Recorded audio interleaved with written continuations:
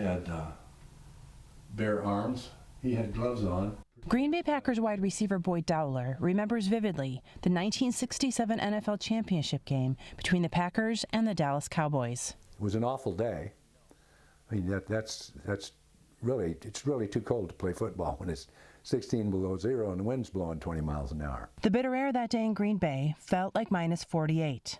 The game was later immortalized as the Ice Bowl, and it's featured prominently at the Packers Hall of Fame. We didn't know what it would become.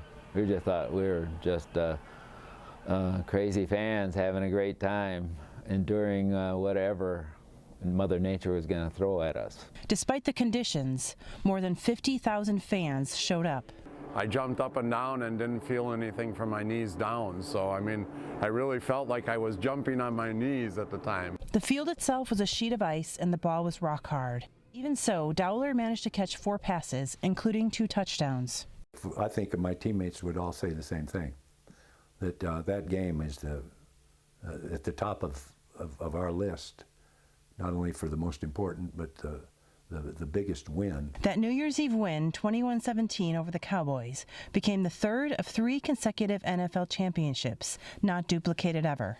The play of the game came down to the last 16 seconds when future Hall of Fame quarterback Bart Starr threw himself over the goal line. The Ice Bowl is the signature game in Packers history, signature game in Bart Starr's history, signature game in Vince Lombardi's history, and the culmination of that era, and one of the great games in NFL history. Legendary coach Vince Lombardi also never had quotas limiting the number of black players, like some other teams at the time. In fact, the team had 6 black starters on defense that year, 5 who made it to the Pro Bowl. One of the reasons I believe that the Packers won that game, won 3 straight titles, is because of Lombardi's open door policy.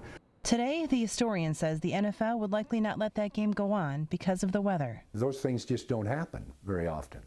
You don't have those conditions coupled with the importance of the game. A game 50 years later that still warms the hearts of Packer fans and players.